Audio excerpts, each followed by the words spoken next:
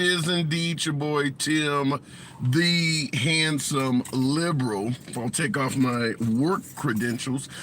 We're going to be asking today. Obviously, the election is basically upon us. We're talking roughly 10 months come February, come early February, the first week of February. We're looking at only 10 months until the next national election. So what we're going to be asking is, regardless of what side of the aisle you're on, whether you support the likely Republican nominee of Trump, that's who is likely to be the Republican nominee, or Biden, that is who is likely to be the Democratic nominee. Some folks say that Biden might not make it. Somebody else may step up on the Democratic side. Others believe the courts may prevent Trump. But right now, what we're looking at is the likelihood of a Trump-Biden rematch. So it doesn't matter which one you support. We're asking the question is, what are your concerns if the opposition gets elected? If you support Trump and Biden gets reelected, what are your chief concerns? If you support Biden and Trump gets reelected, what are your chief concerns? So what we're asking is, what are your chief concerns if the opposition gets reelected? Or perhaps there's not many in the country will prevail as we normally do. Or do you believe that we are in some real trouble if the opposing candidate of your choice wins? Do you believe America would be in some real trouble, perhaps steep decline, financial ruin, or even a loss of democracy? Looking in the comments, and before I get to the comment section, you know what I always say, the program shall forever remain MAGA friendly. MAGA has always been my preferred guest from day one. They always will be. Nevertheless, liberals are welcome as well. Tap the screen. Get your boy up to around 5,000. Let's get it moving. You know I don't block, ban, or censor anyone for their commentary. Look it in the comments. Iowa's Republican state, 50% for Trump. Let me just explain that. Because 49% of the Iowa caucus voters picked Vivek Ramaswamy, Nikki Haley, or Ron DeSantis. But just because 49% of them picked another candidate other than Trump doesn't mean Trump lost that 49%. At the end of the day, it's going to come down to one Republican nominee. Whether it's Trump, Vivek, well, it won't be Vivek, he dropped out. Whether it's Trump, DeSantis, or Haley, the 49% that didn't pick Trump, the vast majority of them are going to roll with whoever the nominee is. So even though Trump did not get 49% of the caucus voters, most of those folks, if it comes down to Trump versus Biden, they're going to vote for Trump. So the idea that he lost them, no, he didn't lose them. They see someone better, but at the end of the day, they're going to ride with whatever's offered. Not a lot of Democrats favor Biden, but they're not going to pick Trump. Appreciate those hats. Thank you. Definitely appreciate that. Yeah, see that from motherfucking Adam. Appreciate it. Look it in the comments. Trump may get the nomination, but he will lose the election. Chris Christie says the same thing, but there's a lot of folks on the right that would disagree with that. I'm going to go straight to the box. Appreciate you folks that are tapping the screen. Hopefully, try to get your boy up to around 5,000. Show your boy some love. Let your thumbs not be lazy. Get your boy likes up. TBHD Show. That's a mouthful. Good afternoon. Welcome to the program. What do them acronyms stand for? The best, hands down. The best, hands down. Okay, fair enough. What are your concerns with the opposition? Well, I guess I might have jumped. I am the opposition, I guess. So, I had a question to see what you thought. I watch you, and you seem... Wait. I'll let you get your question in, but when you say you're the opposition, are you running for office? Oh, no. I mean, I'm a Republican. So, when you get your point in, the original question is going to be, what are your chief concerns with Biden then? But what were you about to say? You were talking about like voters still staying where they were, which I agreed with. My question was, a lot of the polls are showing that a lot of black voters are not happy with Biden, and I think the recent poll was 60% are going to vote Biden's way, which is huge difference from, I think it was 8% went to the black, 8% of the black vote went to Trump last time, which was an improvement of the previous one, and I expected a bigger one, but when I saw those recent polls, I was like, nah, I would have never imagined that much. So, and I just want to hear your thoughts on that. You think that's accurate, or you think that's just, lies? Well, I don't know how to trust polls. What percentage, the polls you're hearing, I mean, it's showing the black vote increasing, but does it show by what margin, what numbers? Yeah, well, I think it had doubled Trump's first term to second term, and now they're saying, which he only got 8% of the black vote, but now they're expecting close to 40% of the black vote to go to Trump. That ain't gonna happen. 40%. That ain't gonna happen. Historical. That's not gonna happen. I'll tell you first of all. Even if it was half of that, that's saying a lot, because for a party that's painted as the racist party, and then you start seeing all these Latinos and Black Americans voting the opposite way, then I think then the Democrat Party needs to reevaluate their stance instead of saying that, because now are we all like, what are we all? We're all sold out? Like, I'm a Hispanic individual, so I'm saying, are we all sold out? The black man who votes for Trump, is he sold out? The Mexican, he don't care about his homeland? Like, there's obviously other issues that we feel that we're voting for. So, well, I just thought that was crazy. Well, first of all, I will tell you this. I do believe Trump is gaining some African American voters, whether it's issues concerning the economy, folks living in some liberal cities. These sending immigrants to liberal cities has actually been a plus for the Republicans, because it's pissing off some Democrats.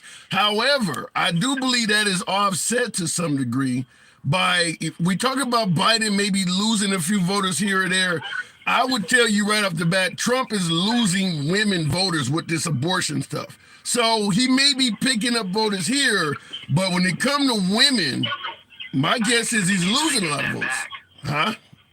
I think he's going to get that back. I don't know if you saw his recent town hall. And I knew when we did the Roe versus Wade at the midterms, I was like, that was a huge mistake. If the Republicans really wanted to have that wave that they were talking about, I knew that was just one of those topics that, you're going to have women even within the Republican Party who are not fans of that. At his recent town hall, he was talking about going back to kind of like, his stance is more of like the old Roe versus Wade, which is a lot of exceptions on certain types of, the rape, the incest, where there's medical conditions going on. So for him to do that with his base really being a lot of pro-life, like he's pushing back against that and saying, hey, we need to start thinking about this, talking about abortions in our state. I still don't believe, even if Trump doesn't go so far to the right to say women can't have an abortion when their lives are in danger. He says, listen, up to 15 weeks or something like that. I still don't think women are going to go for that, because at the end of the day, you are still threatening women that have an abortion at some point in that pregnancy with jail time, criminal punishments, and voting for Trump doesn't get rid of all these Republican states that are passing these draconian laws. If you get Biden in office, Biden is trying to make abortion legal federally. If you get Trump in office, he's for states' rights. So even though he may be saying something, at the end of the day, he's going to let Governor Abbott do what he wants to do in Texas on abortion. He's not trying to get federally involved. Right. I understand what you're saying, but I just disagree on that. I think that, and it's the opposite way too. Like I think there's a lot of voters on your side as well who are not 100% pro-choice. Like, right. If you ask somebody what's pro-choice, right? Like, I think there's a lot of people who don't go to the extreme, and I believe there's extremes on both sides. So I think saying that type of thing where we're going after exceptions, I think pull some women who are on your side as well. What extremes in terms of law have you seen the liberals? You said extremes on both sides. Give me some liberal extremes on this. So for someone who couldn't say, if you couldn't give me one example of what scenario would not be okay for an abortion, if you can't give not one instance where an abortion's not right, then I believe that's an extreme stance. Yeah, but that's not law. That's not, when I say extremes, I mean folks are suggesting that you can have a baby and 30 days after it's born, you can bring it back to the hospital and abort it. There's no law that allows something crazy like that. Or saying you can abort a baby 2 days before it's born. There's no law that was allowing that. There are no instances of women doing that crazy stuff. But on the Republican side, their extremes are now law. They're passing laws to make their extremes legal. I don't think, for me, like, I don't have to go to, and I understand that, like, there's not, I wouldn't say there's not any who don't abort within 9, but I would definitely, I mean, like, within the 8 months or so, but I would definitely say if there is, 99% are probably, it's medical reasons that they're going to do that. Yeah. I would agree with that. But 4, 5, 6 months, that's still within that range of, I think, you know, if it's an inconvenience type thing, I don't think that that's appropriate. So I'm just saying, I believe that there are, I'm not here to change your mind or anything like that, but I do believe there's a lot of those individuals who don't want to agree with every last little thing on either side.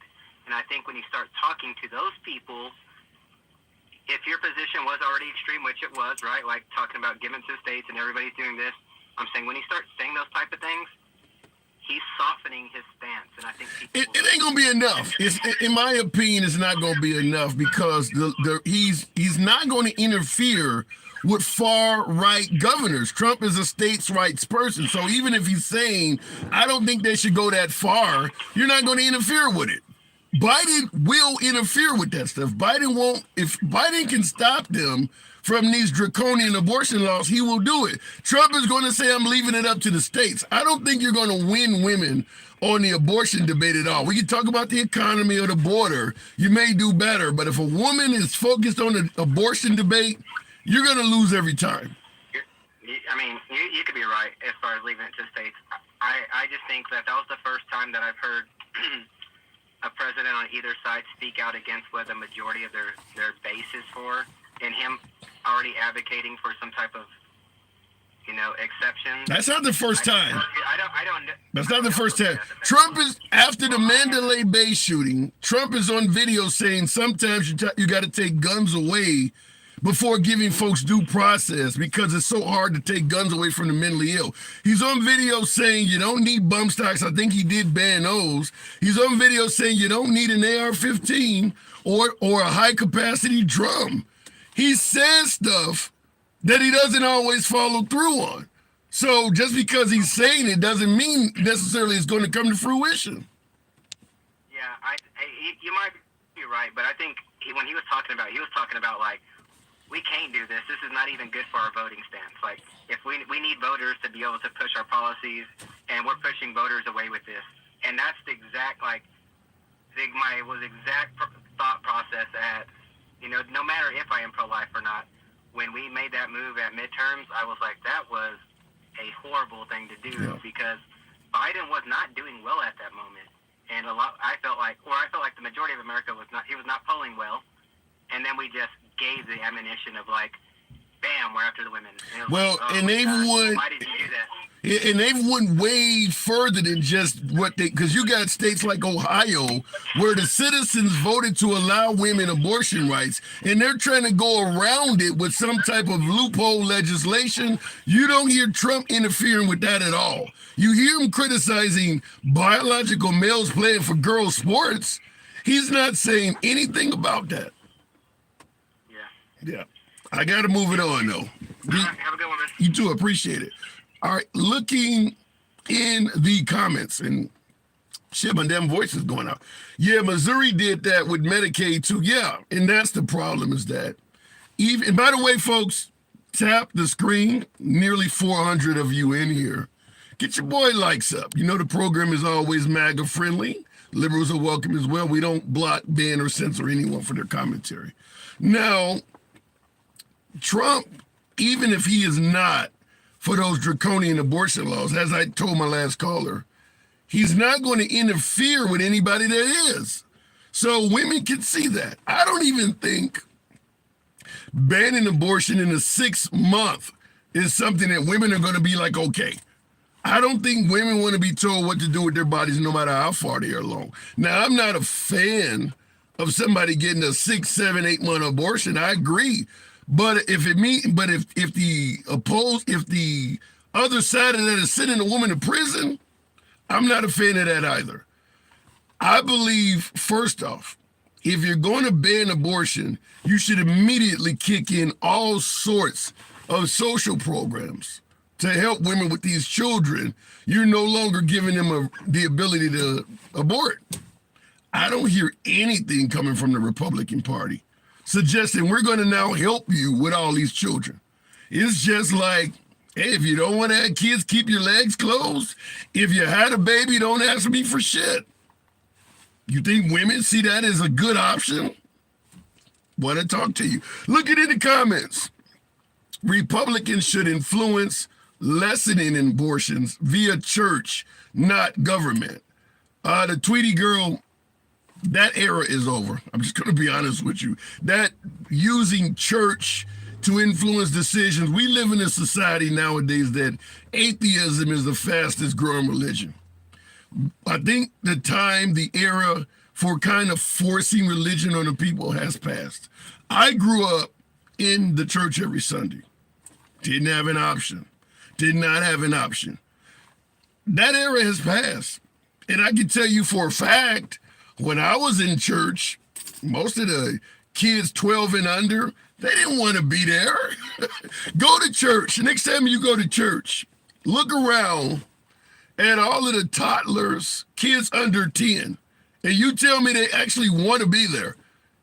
It's being forced on them. That era has passed. Looking in the comments, or better yet, going back to the box, we'll go straight to the one and only Winter Trump. We're asking, what do you fear most if the opposition, the candidate you don't want in office, gets reelected? Winter Trump, good afternoon.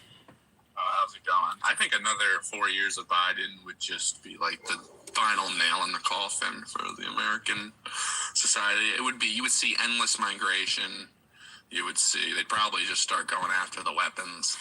I mean, this is the last year. I think and also you would see the anti-white hate would ramp up massively, because this is the last election cycle that you need the white evangelicals to win the election. When you say it's going to be Gen Z, and they're going to be all non-white. When you say going after the weapons, elaborate on that. Well, you can see that, like, it's been in their playbook for a long time to disarm America. I mean, Gavin Newsom's been on record saying, oh, yeah, we're going to take your AR-15.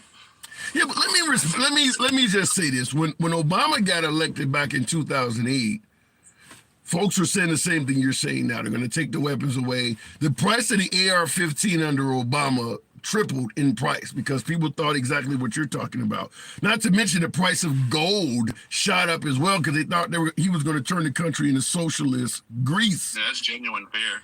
Yeah, but did it happen? When you look at 8 years of Obama, who lost their weapons? Yeah, but I didn't think that was going to happen with Obama. Yeah, but well, maybe not you, but that was a strong sentiment coming from folks on the right, is that Obama was going to be a super far left candidate that was going to turn us into socialist Greece and take away everybody's guns. Didn't happen. Didn't come close to happening. We've had 4 years of Biden already. You're telling me, even though the first 4 years saw no one lose their guns at all, they're going to take them all the way in the next 4 years?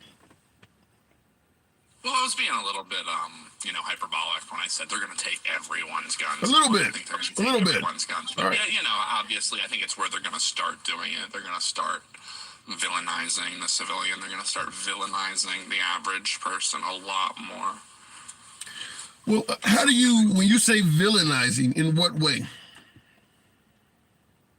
We already see it now with like a lot of this BLM movement where they're like, we have to deconstruct the racist American society and build it back up with black equality and stuff like that. Like, you're going to see that ramped up 10x, 15x this next cycle if Biden wins, because this is the last cycle that a majority white vote is needed. Well, let me just hard on this anti-white stuff cycle because they're not going to need their votes. Well, when you start talking about it's going to be the last cycle that the majority white vote is needed, do you subscribe to replacement theory? Well, it's not even a theory. It's a fact. You can look at some of these counties in California, 78% white in 2001. They're down to 24% white now. Where are these people going? They're not dying. I mean, it's a fact. Yeah, It's happening all over the West. Okay, let's talk about that. Real quick, I will say in regards to your comment on Black Lives Matter, 99% of the cities in this country don't even deal with Black Lives Matter. You think they're dealing with that in rural Wyoming? Black Lives Matter does not have anywhere near the power you're talking about. Right-wing media wants to portray them as, terrorists bombing cities, so they show loops. But the fact is, most towns do not have any experience with Black Lives Matter whatsoever. You would live in northern Minnesota. Black Lives Matter is not there. Yeah, I don't think the Black Lives Matter ground campaign is something to be scared of. It's the top-down pushing from like the Vanguard, the BlackRock, the Disney.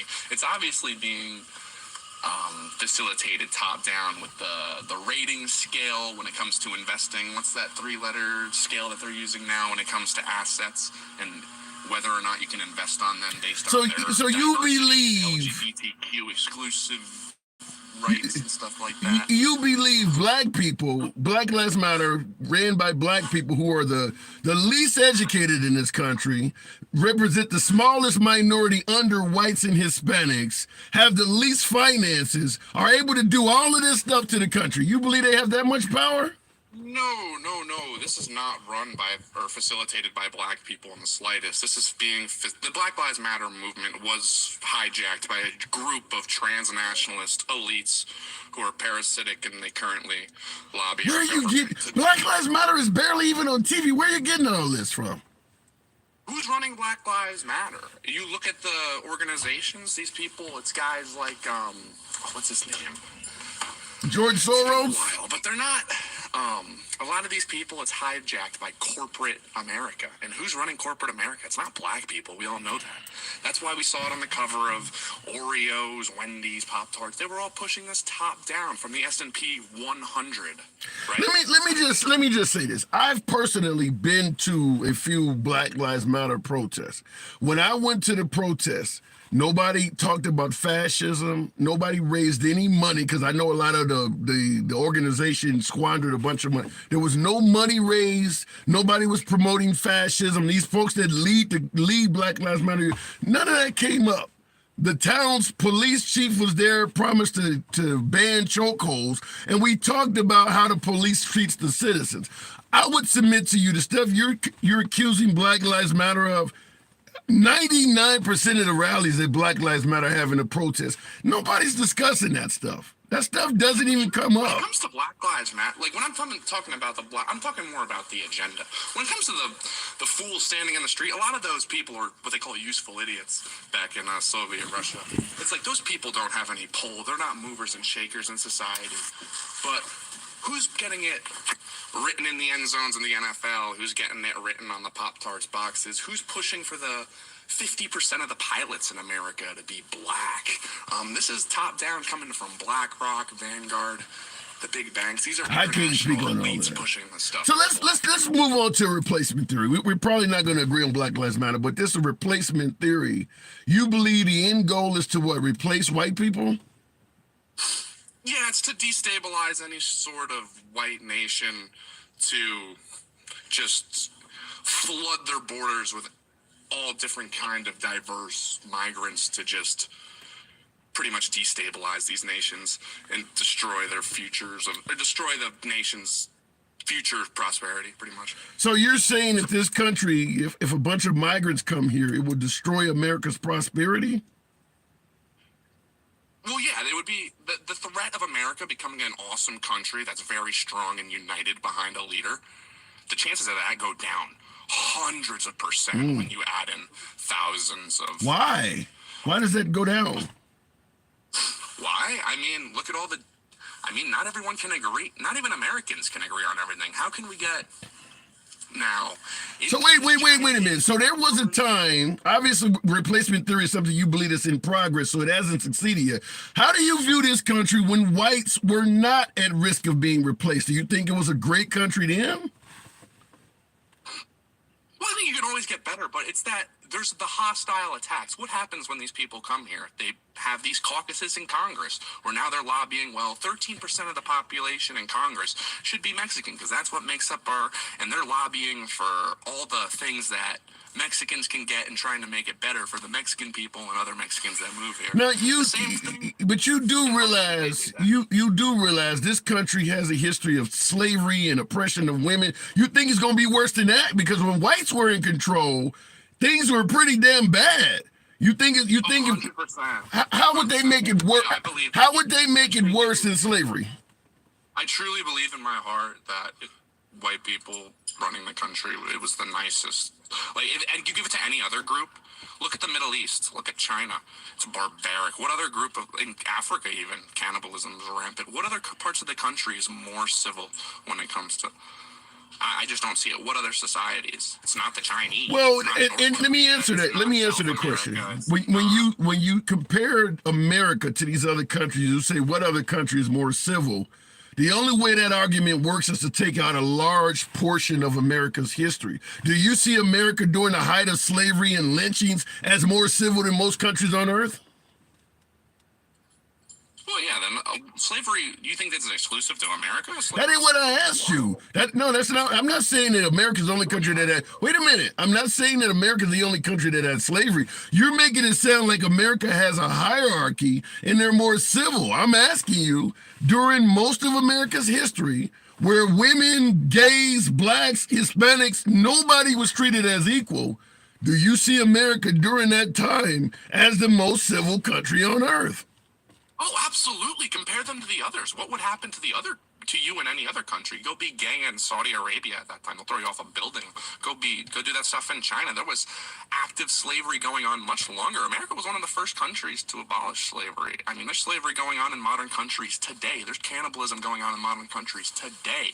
Talking about, compare them to all the modern countries. Where was the LGBTQ inclusive countries in, the year 17? I noticed in your pushback, you mentioned China and Saudi Arabia. You didn't mention nowhere in Western Europe. Did you know that World War I pilots often stayed in those countries because they could marry outside of their race and things? Black guys who fell in love with French girls could not bring their wife back to America. Notice you didn't mention any Western Europe country. You went to third world and dictatorship. Those are white countries. Eastern Europe, Western Europe. Yeah, and they're more civil. They're more civil. They're more diverse. Oh, okay. So the only place you can look for more civil or more diverse countries is where there's a higher population of white people. All right, sure, I can see it. I don't know where you got that, but I'm just simply saying, you said America was the most civil during some of its darkest times, and Well, yeah, you could point to other white countries. Sure, I can see it on that. Yeah. Okay, But all right. not like, you can't point to like a black country or a Chinese country. The point, yeah, for sure, I can see. Most of the black countries that would have been worth anything had their entire manpower stolen away from them, along with their resources. That's why black countries are doing so bad. Most of those countries have a history of white colonization. Yeah, I mean, well, I'm for colonization. Like, that was their fault. Like, I'm for conquering other countries. Like, I believe that, like, if you can control a country, like, you owe it. Like, I don't believe this country is owed to Native Americans. I don't believe Israel is owed to Palestine. Even though I'm not a fan of Israel and their barbaric tactics, I don't believe in that, like, oh, if someone was here before you, it's now owed to them. But you are for colonization, right? 100%. All right, then. So why are you complaining about replacement theory? Maybe they're colonizing us. I'll give you the last word. Oh, yeah, perfect. I mean, perfect argument. Yeah, I think it's 100% in my All right. natural human instinct right to contest being colonized. But you're attacked, and for taken it. over. You are for it. You are for colonization when you're doing the colonizing. For my own death, the destruction of my own people. But Yeah, you're okay with it being done to other people. by America? Absolutely. I think America should be the most. Right. Yeah. All right. That's what I was looking for. I got to move it on. You know what I got to do. I got to move it on. Absolutely. All right, I'm an winner. American nationalist. All right. Pro-American. Okay, fair enough. And that's what I was trying to get to the point where he basically says, I'm for colonization, but he started out with replacement theory. Well, shit, that's how it starts out. You don't think that when the white man came to America, the whole replacement theory was not in full swing? He's for that. Maybe it's happening in reverse. All of a sudden, now it's not very favorable. Looking in the comments. By the way, this is what we do here. Opinions on both sides of the aisle. We go left of Bernie Sanders to I'm having dinner with QAnon, and we do not censor anyone for their speech. If you don't agree with the host, nobody gives a damn. If you like civilized dialogue like that, follow the program. We're here Monday through Friday. Looking in the comments, it was put in blacks to make colonialism legit. What do you mean put in? Oh, put in Bibles. Yeah. You know, I never could understand. I could go on and on about captives coming to America and adopting the religion of their captors. I don't understand. That would be like you being taken hostage in the Middle East and all of a sudden deciding to give your life to Allah. I never could understand that. I mean, obviously, as one of my Max films and things in the comments stated, the Bible is not very pro-black. It's just really, in fact, it talks about slavery. I'm like, you came to this country by force. They don't throw your religion out there handing you this. I don't know what else to say. And I will also say this, because I grew up Christian. I have to ask this question. If God is all-knowing, all-powerful, why would he have to be forced upon anybody? I mean, why didn't the Africans, before being colonized, why didn't they know about him already? If he is all-knowing, all-powerful, he created the heavens and the earth, shouldn't they have already known about him? You shouldn't have to beat that into them. They should know about it already. It just doesn't make sense to me. Going back to the box, Moo, the tuxedo cat. We're going to go all the way to the other end of the spectrum. Good afternoon, Moo. Welcome to the program. What's going on, man? How you doing? I'm doing good. Did you hear my last caller? He's a Nazi? Yeah, I heard him. Yeah, I heard him. Why do you say he's a Nazi? I mean, he gives off all the signs, bro. He says he's a nationalist. He likes colonization. He hates women. He worships Trump, right? He hates black people. He ticks all the boxes, my dude. He ticks all the boxes. Oh, you don't hope for that guy at all, huh? Winter Wonderland. Say that again? Winter Wonderland is what I'm going to call him, because I don't care what his name is, really. I'm going to just call him Winter Wonderland. But you stated that, you know, him supporting Trump checks off a box as well. You don't see most Trump supporters like that, do you? Yeah, I do. I see all of them as either Nazi sympathizers or straight up Nazis, dude. If you support Trump, you are either a Nazi sympathizer or a Nazi. That's what it is. What about the economy or the border or something? Is there any other reason? Not the economy. So Hitler's economy was good too, man. You want to go work for him? You always come hard. But I mean, that's what they're saying, is that, you know, it's not about race. First of all, Trump's economy wasn't good, dude. He blew it into... What is this narrative that Trump had a good economy? He caused the inflation. He blew up the deficit. He fucked up COVID and left a bunch of Americans without benefits. What the fuck do you mean Trump had a good economy? He was handed a decent economy by Obama. He fucked it all up, and then Biden had to recover. So let me divide it. This is coming from. Okay, let me divide it up. Okay, obviously Trump served 4 years. Before the pandemic, we started having our first cases of the pandemic in late 2019. So Trump got inaugurated in January 2017. From January 2017 to the middle of 2019, how do you think the economy was in America? So would it make you happy if I give Trump credit for Obama's economy, dude? Because Trump didn't make any economic policy. So if you want to give him credit for sitting there and not fucking it up right away, okay, Trump gets a little bit of credit for not fucking up the economy right away. But he did, of course, fuck it up eventually, right? Because everything he touches, he fucks up. What policies, what do you think Trump did, in your opinion, to fuck up the economy? Yeah, sure. He gave tax cuts to the rich, man, and then he blew up the deficit, right? He gave a bunch of money to the Pentagon, who hasn't passed an audit in forever, right? So those are just some of the things that he did to fuck up the economy. But the tax cuts for the rich is really the worst. But the crazy thing is, I mean, do you favor Biden's economy? You think Biden's doing a good job with the economy? Dude, I told you, I favor FDR's economy. Right, you did, right. You just said it. Okay, fair enough. So if the Trump economy was as bad as you're making it sound, or he had a decent economy from Obama, you point out, why do you think so many folks, even liberals, believe that Trump's economy surpassed Biden's? So I don't know what liberals you're talking about. You would have to name some Well, names so I could go okay. talk to them and smack them around and tell them they're acting like a bunch of fools. But I don't know who you're talking about, bro. I see MAGA say that. You see, okay, let me correct it. If I don't have polls in front of me, but do you really believe the liberals, on average, think that Biden is doing a good job economically? I mean, if you poll liberals, do you? I mean, maybe not, but every single one of his numbers is better than Trump's. His GDP is better than Trump's. His unemployment is better than Trump. He has 5% growth year over year when we were supposed to have a recession. It never happened. Now he has 5% growth. So I don't know where the fuck these people are coming from. They must not be able to do math. So why is his number so consistently either comparable to Trump or less than Trump in virtually every poll that comes down the pipe? Even MSNBC and CNN polls show that Biden is not doing very well compared to Trump. Why is that if his numbers are as great as you say? There was just a Quinnipiac poll that came out where Biden's ahead. Okay, so he's going to catch up. Not that I want to vote for him. Keep in mind, the only reason I'm voting for Biden is because Trump is a Nazi, right? If Trump wasn't running, I wouldn't be voting for Biden. Okay? Okay. So I don't like Biden. But to deny that his economy is better than Trump's, well, then you don't do math, right? You don't know math.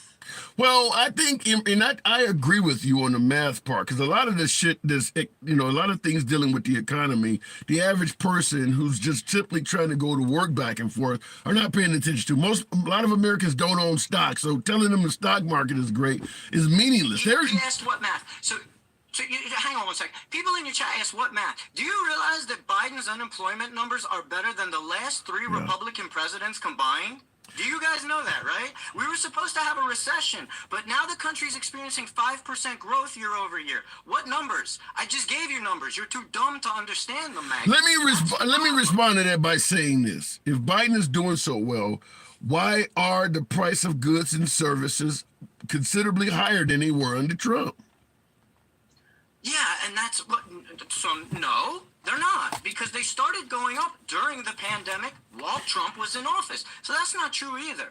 During the pandemic, there were supply chain issues, and then the corporations took advantage of that and bumped up their prices, which they have never brought down. Now, you can bring down inflation as low as you want, and those prices still won't come down. Why? Because corporations are fucking greedy. And what did FDR do about that, right? He did the Pricing Control Act of 1948, which helped out Americans by saying to corporations, you can only charge so much for these goods and services.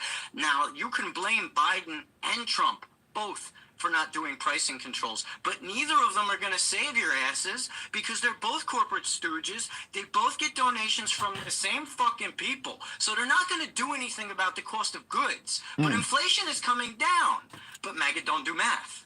So then I look in real quick in the comments, because I want to ask you the actual topic of the program. Bobby Covino in the comments says, in caps, get off President Trump is the greatest president in U.S. history, hands down. The question I'm asking is, what are your concerns if the opposition is elected? We got somebody in the comments saying Trump is the best president in U.S. history. Do you have any concerns if Trump is reelected? Sure, you'll see a Fourth Reich, right? Because MAGA is a Nazi movement, so MAGA is the Fourth Reich. You know what I mean? And then you'll see Trump become a dictator, right? Because that's what he's shooting for, man. That's why he wants total immunity, right? You don't need total immunity unless you're trying to commit crimes, right? That's why you need total immunity. Or you've already committed crimes that you don't want to be arrested for, right? One of the two, or maybe both simultaneously. But either way, dude is a Fuhrer. MAGA is the Fourth Reich, and you're going to have a Nazi movement if he gets back into power. You don't see where, because we have a system of checks and balances. We have a Senate, we have Congress. You don't see them being able to stop him? No, man. Especially no, dude. Listen. First of all, the corporate Republicans and corporate Democrats, both corporate Republicans, are some of the weakest people you'll ever meet in the entire world, right? Like Mitch McConnell's a weak ass dude, man. So is Chuck Schumer, man. These are some of the weakest people you've ever seen in your entire life, right? So they're not equipped to stop a Nazi movement. And Trump will most likely pull a Caesar, right? He'll eliminate the Senate. He'll eliminate the Supreme Court because a dictator has no need for other branches of government. Shit. You scare the hell out of me every time, Moo. You scare the hell out. But there's a lot of folks in the comments that your statements are resonating. When you're pissing off some MAGA, you know how that works. But a lot of folks in the comments, yeah, they're agreeing with what you're saying, man. Damn. All right, I gotta go though. I appreciate all the reasonable people, man. I appreciate the reasonable people. I appreciate you too. You have a good one, my friend. All right, Moo. All right. Moo don't play. All right, going back to the box, Moo never plays. I wanted to give you Moo because we had Winter Trump on the other end of the spectrum. Now, like I said, I like to make it, as fair as we can. So we gave you someone that's probably considered far right, and we certainly gave you a progressive that admits he's further to the left than I am. All right, looking in the comments, I need my Social Security. Sorry, says Bobby Covino. Well, all right, I don't know. Is there any president that can guarantee you're going to get that? That they're not tapping into that for some of these useless wars and things like that. Get rid of Citizens United. Elaborate on why. Looking in the comments, Republicans haven't won popular vote since 2004. I don't think that Trump would win the popular vote. That doesn't say he may not get reelected, but I don't think Trump is going to win the popular vote at all, because I do believe Trump's support has waned since 2020. I do believe he's lost some Republican women with abortion. And there's a lot of traditional Republicans. I mean, you got to think Mitt Romney and Mitch McConnell and the McCain family and the Bush family, they have fans. Those folks are not big Trump supporters. I do believe Trump has somewhat divided the Republican Party. So I do believe his support may have dropped a bit since 2020, but I could be completely wrong about that. Looking in the comments, that's stealing the election, says Patrick. What is stealing the election? What is... I can't believe in 2024 we're still talking about the election being stolen. Citizens United is the Supreme Court ruling that allowed unlimited corporate campaign contributions. I don't know how you get the people that benefit from receiving money to pass a law that prevents them from benefiting from receiving money. I don't know how you're going to do. You need a third-party entity. This is very similar to term limits, or saying that if a person is elected in Congress, they should get the same health care and all of that shit that we should. You're not going to get them to vote against their own best interest. It's just never going to happen. And unless you get a third-party entity, you have to pass a law first that allows them to be willing to accept the ruling of a third party. This ain't likely to happen in your lifetime, folks. It sounds great to hear people yell out term limits, very similar to lock her up, but it's not going to happen. It's not going to happen. Looking in the box, keep the program moving. DJ Julio, popular Volkswagen always. DJ Julio, good afternoon. How's it going? It's going good. Asking that question, what concerns you most about your opposition, whoever you're supporting, whether it's Trump or Biden? What concerns you most about the opposite of the person you're supporting? Well, you know I vote Trump, but then Okay. I lean Republican with Nothing wrong with that. Nothing wrong with that. In the last 3 years, 4 years under Biden, what I've noticed just in my state alone, and thanks to TikTok and all these freaking live videos that are going around nowadays, I'm starting to see that everybody has one thing in common. Which is? Victims. They're all fucking victims. I'm a Native American. Okay. Enrolled in the Sistian Wapitan Sioux tribe. All right. I'm a Mexican American. And in my house, we no longer talk race. We are all Americans. Tim, you're an American. All these people in the chat, you guys are Americans. I don't care where you come from, you're American. But when you say victims, now you support Trump. You don't see Trump playing the victim at all? I think that he has a right to feel the way that he feels, and if he felt like that he was ran over, or the last election was stolen, or that he's been pigeonholed and pushed a certain direction, well, the people that like him are going to stand up. Yeah, but here's the thing that I always push back with. Is there anybody that can tell Trump or even Trump supporters that he lost and they would believe it? I mean, everybody that Trump hired or took to court to show he won all disagree with him. I mean, at what point do you accept that maybe I'm wrong? Did they disagree because he was wrong, or did they disagree because it was going against the status quo? Well, his own attorney general used his legal. I mean, you're talking about the nation's top cop, Attorney General Barr, looked into the complaints that he made and came back and said the stuff was bullshit. I mean, what are we supposed to say? His attorney general is lying to him? I don't. To be honest, Tim, I can't answer that without.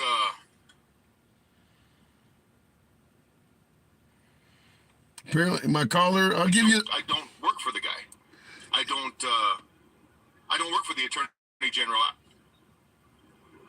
I don't stand in the attorney general's office. I don't know any of those. Yeah, but wait a minute. I don't know whose special interest he's working for. But why assume he's working for a special interest at all? Because he's a politician. So, okay, let me give you another example. Trump, believing that Arizona was stolen, goes out and hires a third-party entity. Boyle, thank you for those confettis. Appreciate that. Shout out to you. Trump goes and hires a third-party entity to recount the votes in Arizona. These are people that he hired, a third-party organization. They come back and tell him, sir, you lost by more than we originally thought. Why won't he accept that?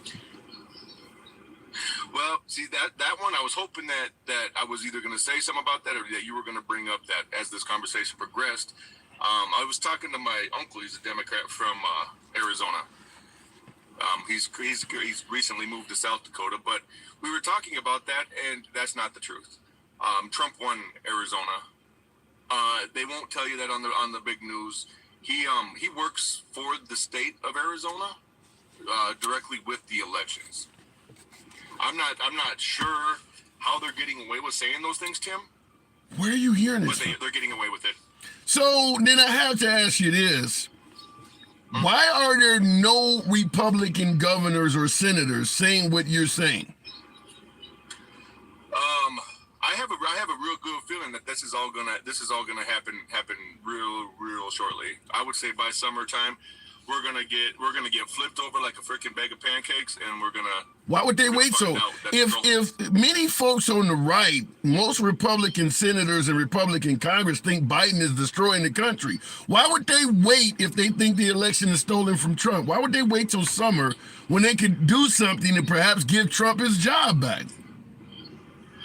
Well, I think because it's gone too long, and you got to make sure you have your checks and balances, and just like any legal proceeding, we've talked about Trump and his legal issues.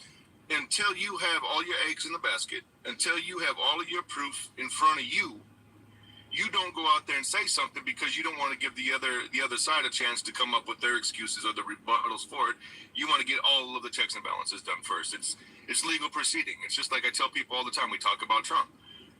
Yeah, he's been indicted. He's been charged with over 91 crimes. He's been charged. Okay, he's not been convicted. True. That is true.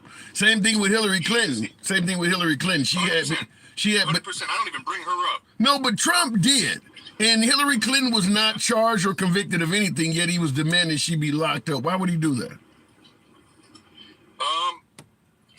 Does he have a problem with due process? I think because, when you get stuck into business, and I'm learning this because I've started some businesses, and I'm starting to stay away from some of my bigger business friends because as you get bigger in business, you start to see some shady shit happening. Okay. Okay, Trump has obviously seen some shady shit in his life when it comes to business. Jeffrey Epstein, is one of his business associates that he did stuff with, and now he's going to catch some flack for it. And it is what it is. You live your life and you learn as you go, right? Tim, you're going to learn every day. I learn every time I listen to your live, and I appreciate that from you. Appreciate you tuning in. All of your liberal and Democrat friends that are throwing shade right now. I'm okay with that. You guys can feel how you want to feel. One thing I will never be is a victim to what you have to say to me, ever. Yeah, but I'm trying to get your. Why would he suggest that a woman should be locked up who had never been charged with a single crime? Why is he doing that? She has her right to due process. Tim, if that was me or you, we'd be in jail. For all the emails that she had on her private server, for all the emails that she sent that she but DJ, right maybe so, DJ. But if you or I went to court acting like Trump, we'd be in jail as well. You don't think he's getting special treatment all of the times he should have been held in contempt? You don't think he's being treated special?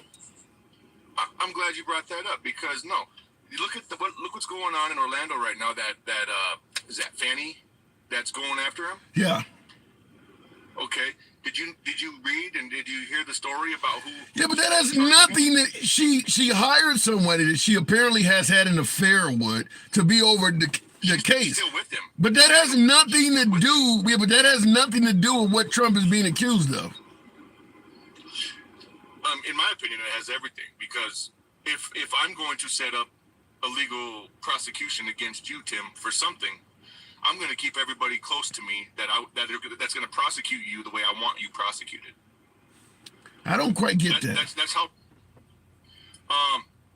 If you rob a store, I'm going to have everybody close to me to make sure that they are going to align themselves in my favor for prosecuting you. Okay. Yeah, but you're comparing what she's doing to Trump to a store robbery. That means you already have a biased opinion of the case. Yeah, I think this is all hoopla, I emphasize that he's not been convicted.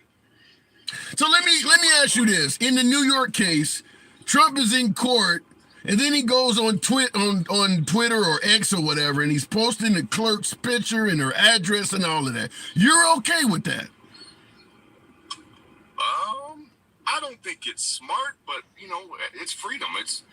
If it's public knowledge, I could go and find out where. And saying all kinds of negative, and he's not just posting her name and address. He's saying that she's been bought out by the Biden administration. You think you could go to court and be in front of a judge and post the name and address of his clerk and make all kinds of accusations and get away with it? You think you could do that? I have. Did the judge know about it? Yeah, I did it right there in front of him. And what happened? Well, the case got dropped because they found special interest in the situation. Okay. It wasn't like super criminal. It was, petty bullshit. But I'm not afraid to throw out every bit of my defense. Every bit of my defense is my right. Okay. Well, in Trump's case, there is no defense on the clerk. There is no evidence that the clerk is doing anything that he is saying. There's no evidence of it. And when I get off of this and I get done with my lunch break, I'm going to log into X. I'm going to look for that, and I'm going to find the base behind it, because to be honest, I don't know. But no, I am not afraid to throw whoever I need to in front of me if I'm defending myself. Yeah, I'm gonna tell you right out, flat out. If you don't think the average citizen doing what Trump did in court will go to jail, you and I totally disagree on that. Go ahead. Are you talking? You're talking about the real estate shit? I'm talking about doing anything the judge told you to stop doing. If they tell you to, I don't care if it's your cell phone. If they tell you to stop doing something and you do it anyway, you're going to be held in contempt. Doesn't matter what it is. Oh, you're right. You're right with that. And he is ignoring that. I didn't go against it unless it was part of my business. If it was part of my business, you're not going to tell me how to run my business. I'm not doing anything illegal. You can't. In my mind, I'm not going to let you do that. I'm not going to let you shut me down. But you do get my point. Trump is ignoring the judge's orders over and over again and getting away with it. You or I would not get away with that. No, we wouldn't. And you're right. Billionaires have two-tier. That is a two-tier justice system that Trump is actually enjoying the privilege of. Yeah. But what he did in New York, when it comes to his real estate ventures, there was nothing illegal there. Kevin O'Leary went out as far on CNN to say no. If you're going to go after Trump in New York for his business dealings, when it comes to real estate, you're going to have to go after all. No, you don't. Every single one. No, let me respond to that, because that's Trump's defense on a lot of this stuff. You didn't go after Biden for the documents or Mike Pence, or you going after me for this or that. Any crime you commit in America, I don't care if it's speeding up to a triple homicide, there is something no matter what you get charged with, there is somebody else out there that committed that same crime and got away with it. You will never be able to use that as a defense in court. That somebody in Oregon killed somebody and you didn't charge them, you're either innocent or guilty. Bringing up other people will never help your case. Yeah, you're right. Even in my defense, the fact that I brought up what I brought up didn't help me in my case. It just opened up another book for us to look down so that I could figure out what the hell was actually going on, got to the root of the situation, and got it all thrown out. Yeah, I'm just bringing that up because Trump is literally like some type of mob boss that is up on charges and deciding he's going to snitch on the mob boss of all of the rival family members. He's bringing up, well, this person did that and that person.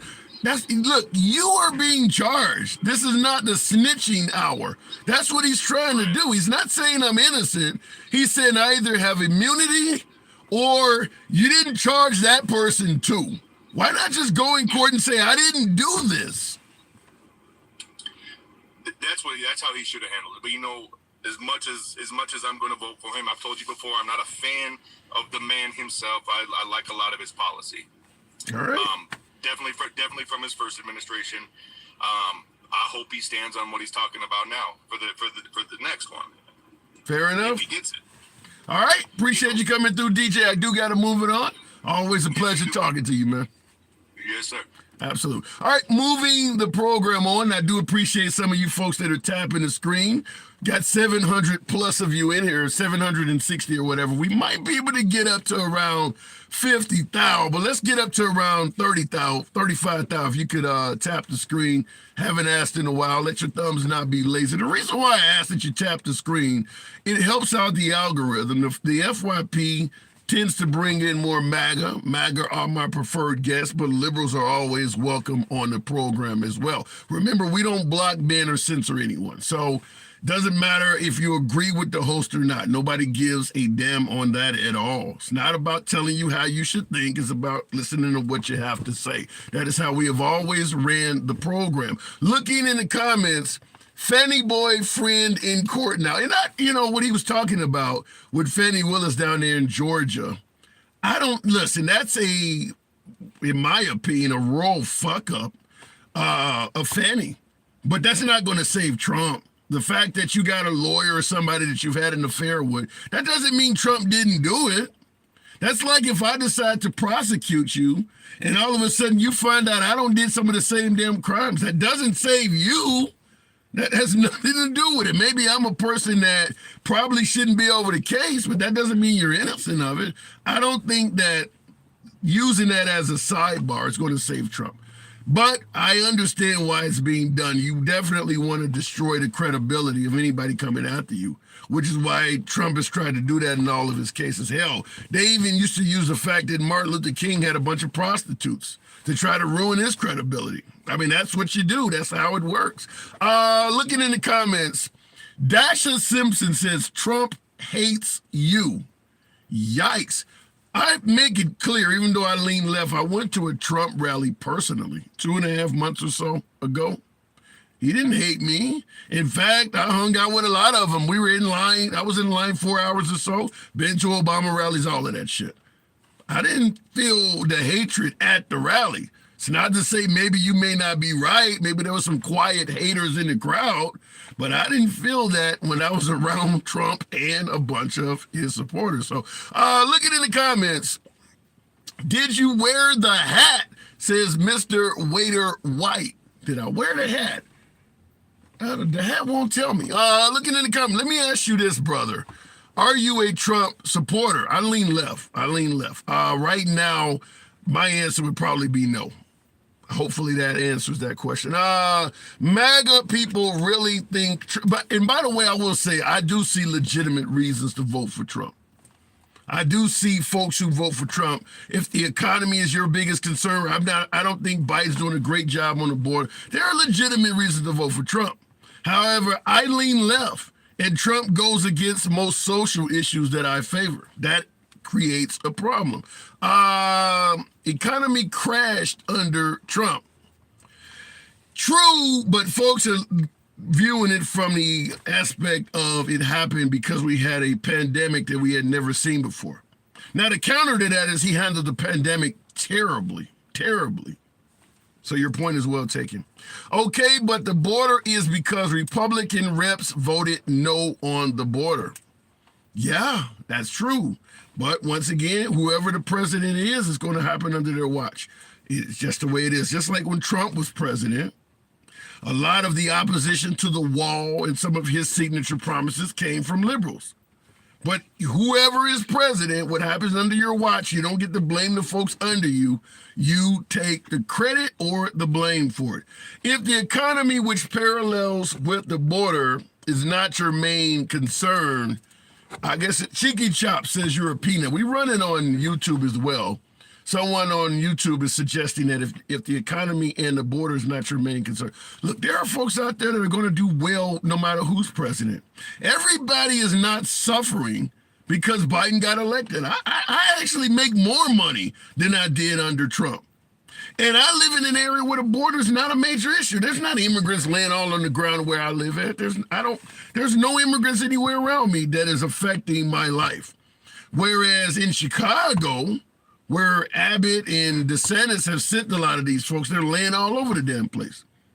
The border's not going to affect me or what I'm doing right now. So the border is not a major issue among my own personal issues. But I do understand it's a big issue with others. I will also tell you this. If you watch right-wing media, which I absorb a lot of, the border is going to be a huge issue because it's focused on damn near every segment. You got people living in northern Wyoming complaining about the border. You're never going to have an immigrant issue in northern Wyoming. But the border is one of their biggest issues. Same thing with the caucus earlier this week.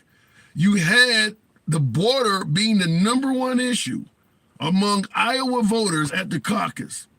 There's no major issue with immigrants in Iowa. So understand, if you're watching right-wing media, it is going to dictate what concerns you most. How many folks on the right often talk about the problems of Chicago when they live nowhere near Chicago? Nowhere, absolutely nowhere near Chicago. They're not dealing with any of those issues, but those are always what they're talking about. That's what happens when you watch a lot of media. It happens on the left as well. I'm not going to say the left don't do the same shit, but a lot of things I hear coming from the right, you have to ask why is this such a big concern? Well, you don't live anywhere in this area. They're not doing it where you live. This stuff is meaningless to you. You're living in a town that doesn't have a single black person, and you're complaining about black on black crime in Chicago. I don't get it. Looking in the comment section, by the way, they don't care about white immigrants, says Candy Green here. Yikes. Well, I can't disagree with that, but probably because we don't have a huge influx of white immigrants too. But Trump has been known to say shit old countries and things like that, so your comment is well taken. Same here in Texas. It's not affecting us at all, says Grandfather Wisdom. Wow. You live in Texas and the immigrant issue is not a big concern? Your governor is on TV 24 hours a day talking about it. I'm really surprised to hear somebody say they live in Texas. And I suppose that, where do you live in Texas and you're not having an immigrant issue? Going back to the box. FSU, good afternoon. Welcome to, I think I clicked on. Wait a minute. I live in Texas as a net Texas teacher. What area do you have? Do you have issues? You're in Texas now. I mean, San Antonio, Dallas, Houston. No immigrant problem in those areas. Wow. Houston, yeah. Wow. I'm surprised at that. I would think I'm in Dallas, Texas, and immigration doesn't affect me, says Mandy Denise as well.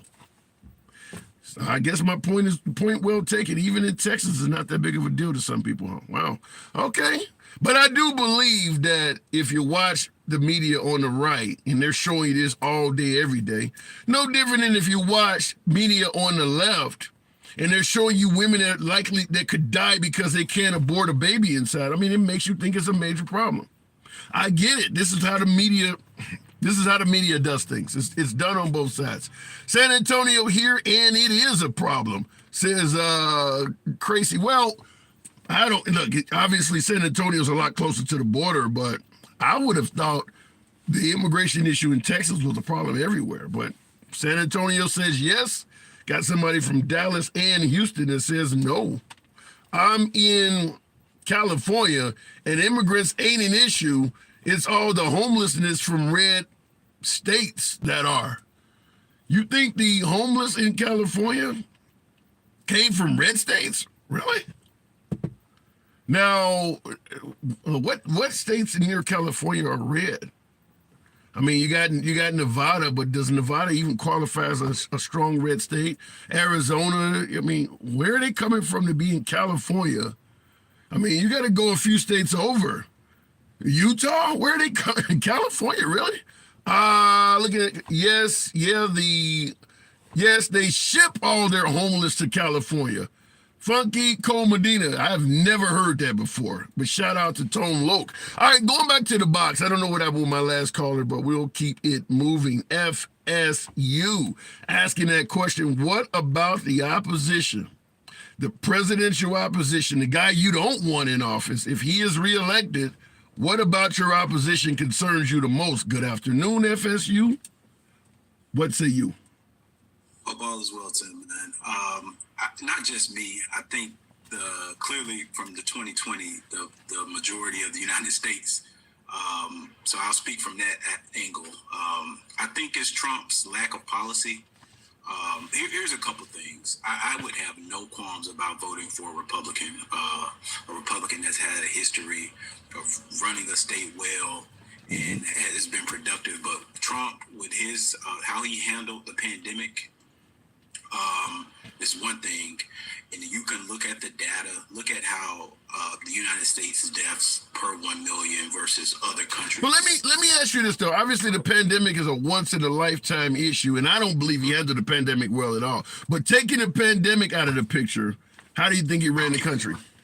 Yeah, I'll keep going. So the pandemic, just Republicans wanting to deregulate in general. East Palestine, Ohio, the banks. This isn't just in Trump's 4 years, but in general, Republicans want to deregulate, and there's been a history of deregulation causing really issues like the housing market crash. Like I just think that is another big deal. When you look at the economy, I think people have said this that were just on, and they spoke to how well people. You know what's weird is Republican Party. Well, I will say this: anytime there's an incumbent, they poll poorly. You can go back to Obama. You can go back to Clinton, and in 30 years from now, they'll be looked at as top 15 presidents ever. So I want to say that I wouldn't look at Biden's polling numbers. He has an advantage because he's an incumbent, and Trump's going to have to beat him, and that's going to be an upset in my mind. But I don't know. When you mentioned incumbents and their polling numbers, I don't know. Obama in 2012 or Bush would have been Bush in 2004. I do believe they were polling higher than Biden is right now. He's polling pretty bad. A fraction of percentage points. But here's the whole thing: when you have a president that's in charge, you have to come in. Anybody that wants to beat him have to paint any picture as it's doom and gloom. Obama, for example, before he got into office, we're in a recession. They actually said when Obama was going for his second term, but we're not growing fast enough. So they moved the goal line. The country wasn't growing before him. we were ascending. But then the talking point became, well, he's not growing the economy fast enough. You look at Clinton, he balanced the budget 4 times, and he's the only 4 times it's been done in the last 50 years. But people don't look at his economy. They don't look at Obama and say, well, February 2016, we had dollar gas. But nobody says, oh, you know, Obama had cheap gas. Yeah. They all they're gonna do is take everything The they negatives. can The from negatives. Trump 4 years. Yeah. They're gonna take the positives from the Trump 4 years and put them on a wall and say, oh, this is better, and it's revisionist history. Yeah. I want to give you, speaking of revisionist history, I want to give you something straight out of the comments, because we started out talking about the pandemic. Phil Hobbs in the comments stated the pandemic was created by Democrats. Where do you, I mean, come on, I can't respond to that's foolishness. But what I want to say is, when Trump came into office, there was a pandemic response team that he dismantled because he was anti everything Obama. He had a pandemic playbook. Contrary to popular belief, we've had pandemics before. And what a good leader does is say, hey, these are lessons learned. We're going to create this document. Hey, if we ever get in this situation again, here's this document. You know, to have a pandemic, and we know it was real. He, of all people, being the president, was privy to information. He knew it was real, but he told everybody it wasn't real. There's no disagreement. Like I said at the beginning of our, he prioritized the idea of a good economy that he was piggybacking on you know, the previous administration's economy. He prioritized that over people's health. And in a country where we don't have universal health care, that's problematic for me. And you know, I just have a real issue with that. It's not personal. I don't have anything against him. It's just, I can look at what he did his 4 years, and I see a real issue with it, and I wouldn't vote for him. But I will end by saying, I know I got to jump off. You said something yesterday, and I'm one of those people that I can watch Fox News. Okay. I can watch CNN, and I can easily say, hey, I agree with this, or I don't agree with this. I love doing that. I'm not in a silo where I'm not an independent. So what you see? What did you see? But you said something yesterday, and if I'm being really honest, it stuck with me. And Let me have I it. want to ask you a question. You said if you put Trump's resume on a sheet of paper and Biden's resume on a sheet of paper, and these are their accomplishments during their 4 years, you would choose Trump's. I do believe, I do believe. So I'd love to hear why you would choose Trump's. Because I like the fact that Trump was, like, for instance, I like the fact that he was actively trying to reduce the tariff imbalance we have. I like that he was doing it, where he was talking about, you know, if Mexico wants to do this, then anytime they send a John Deere tractor back, I'm going to increase the tariffs. I really stood up for that. I thought what he was doing in that case was a good thing. I mean, I saw things that he was doing. Like I said, the rhetoric, the tweets, that's what in the pandemic, as you mentioned. I think that stuff destroyed him. But on paper, I don't think he was a bad president. But one thing is, not being bad is one thing, but on Biden's resume would be, you know, the CHIPS Act and the infrastructure bill. You think that approaching our imbalances, trade imbalances, supersedes that? No, and the way I guess I could have responded, because the way you phrased the question, you stated that I said if you put them two together, I would choose Trump. No, I believe Trump deserved a second term. I don't necessarily say that he on paper is better than Biden, but I do believe if you just simply look at what Trump did while he was in office, that alone would not be enough to vote him out. I think most of the folks that voted him out is either because of the pandemic or all of the tweets and the drama he caused. I don't think that the way he was running the country was that awful. I love your show. I'll drop off, but I will end with this. I cannot wait for this election to happen in November. I will make a prediction. I honestly think Texas will flip blue. Wow. I will say this: if Georgia flipped blue, it wasn't an upset. Georgia was a blood red state. People from Georgia went to the polls and they said, "I'm going to vote for Kemp. We like what he is as a governor, but as far as the senators, as far as the president, we're going to go a different direction." And that's if Texas flips, that would be a big old. And I'm not this Republican person. I'm a numbers guy, so I'll back what I'm saying up. I'm not. This is just not me throwing a dart at the wall. But I'll give you an example. Romney won Texas when he ran against Obama by 15 points. Trump won it by 5. They threw out a lot of ballots in Texas in 2020, and Texas is leaning left. More with every election, they're leaning left. Wow. 5 points. Trump is the first Republican candidate to lose every major city in Texas. So Dallas, Houston, Austin, San Antonio. He lost all of those municipalities. The country is getting younger. The women are going to respond to the Roe v. Wade. I think that's a battle won for Republicans, but they're going to lose the war on that. I mean, I think they're on the wrong side of history. When you look at this country being 51% women, and the majority of this country, over 60% are pro-choice people. I just think the Republicans have hitched their wagon to an idea that they're just in a minority on. So look out, you heard it here first, guys. Just watch the election. I honestly cannot wait. I think this country has been leaning left for a long time, and the only way the Republican Party will win this election is they gerrymander, they find some way to reduce voter turnout. But if nothing drastic like that happens, it'll be, I'll use a Trump term, it'll be a landslide. Damn. But for the All right, FSU, that's some strong predicting. Appreciate it. We'll talk about that in the future for sure.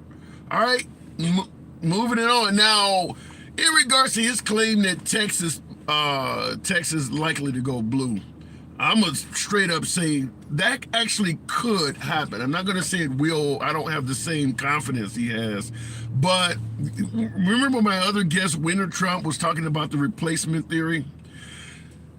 The immigrants that are packing in this country, there's a reason why most of the complaining about the immigrants is coming from the right, because they do represent voters for the Democrats. I'm not going to lie about that.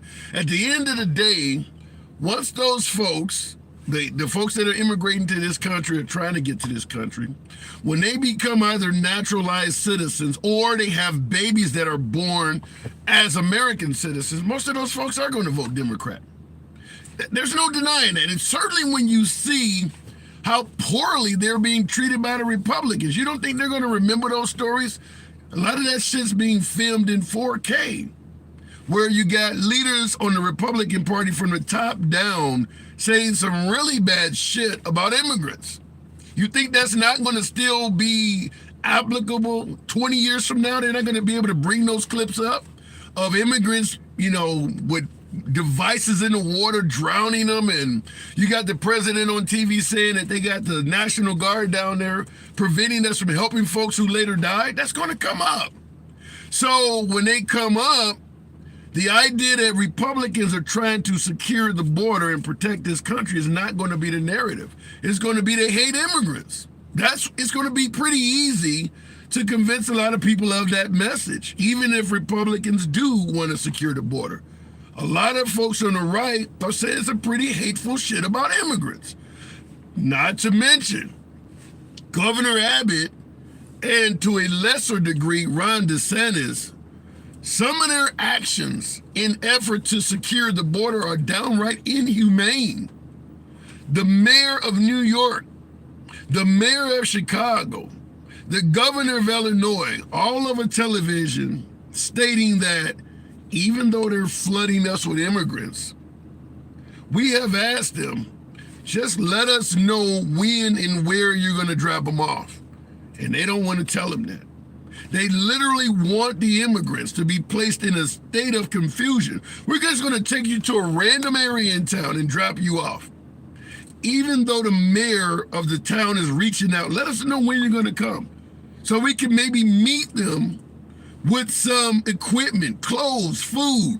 No, we're not going to help you out at all. We're just going to drop them off randomly in the middle of winter. In the middle of winter. You can secure the border and protect this great country without being inhumane. That is inhumane. And a lot of folks on the right support that. Right now in the Midwest, it's barely 20 degrees in a lot of cities. And you won't tell where you're going to drop these people off?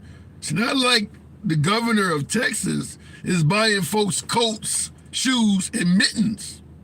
They're just kicking them out of Texas. I don't give a damn what they got on. If they can walk 1,000 miles barefoot, then damn it, they can get on the bus barefoot. It's inhumane. Inhumane. No food, anything. You don't think those stories are going to be passed down? You could find a lot of immigrants in the same position that modern day African Americans are in, where folks are telling them, look, you got equality, get over the past. Because the Republicans are developing a bad past. There's going to come a day when folks on the right do not want to talk about what's happening today. It's inhumane, folks. It is inhumane. I'm not saying that America can take an infinite number of immigrants. Something needs to be done at the border. But that doesn't mean you turn a blind eye to inhumanity. And what's happening, particularly at the hands of Governor Abbott of Texas, is inhumane. Looking in the comments, Abbott don't care about people. He ain't pro-life. It's hard to counter that argument with some of the stuff being done down there. It's hard to counter that argument. Abbott wants to be another Schindler 2. Yikes. Going back to the box. It's hard to counter that argument. We'll keep it moving with User Guy, 1962.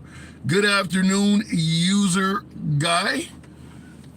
What about Tim? Hey, good afternoon. We're asking a question. When it comes to the election, regardless of what side of the aisle you're on, what concerns you most if your opposition gets reelected?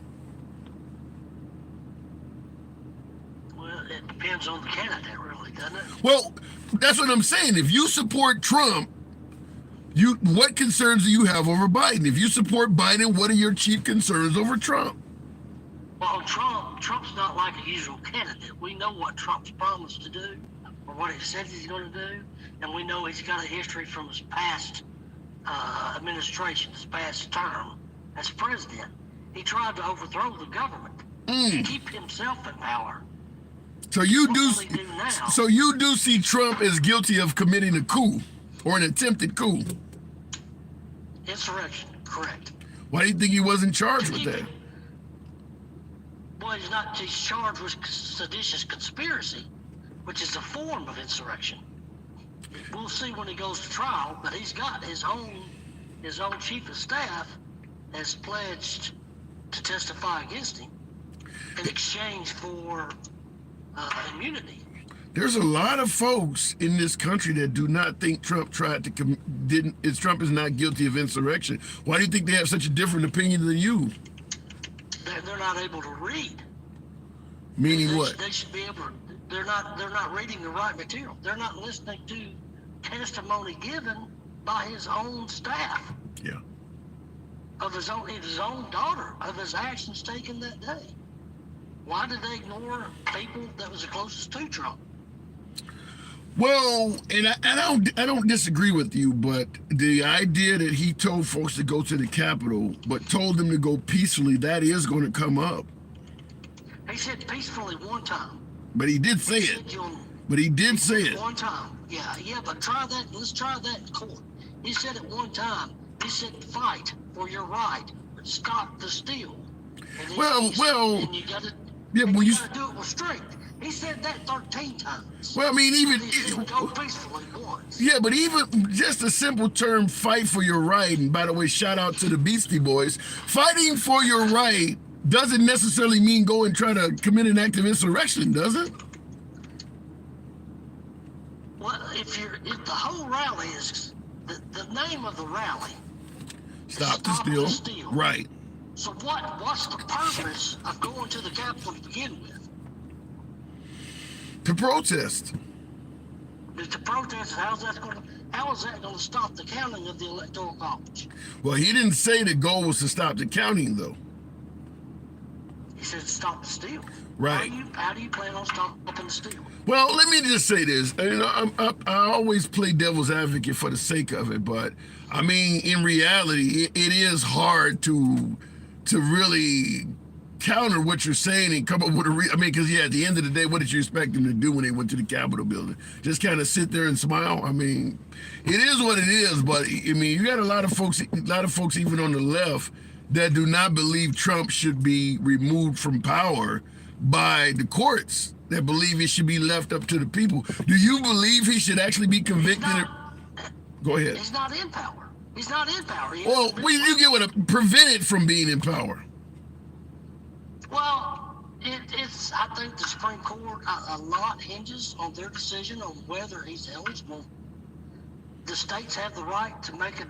I mean, it's the Republicans that are saying he can't be on the not the actual ballot, but they're saying this third party that's removing him from the primaries. Right. It's not the actual ballot. So it's a Republican Party who has the right to do it. They can still run as an independent. Mm. So do you believe that he should be rather independent or even as a Republican or whatever the case may be? Do you believe through his actions he should be disqualified from ever being president again? It's the law. It's the Constitution as written says that he is guilty of insurrection and he cannot be eligible to run again. Right.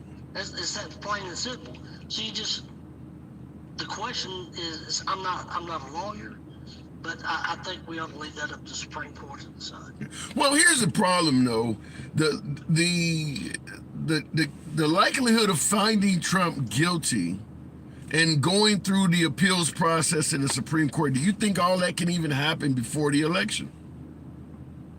It can happen. Whether it will remains to be seen. Yeah. He's spending a lot of money on a lot of attorneys to delay everything. Yeah. He's not spending money to say that he's innocent. He's spending money to delay the decision to even go to court.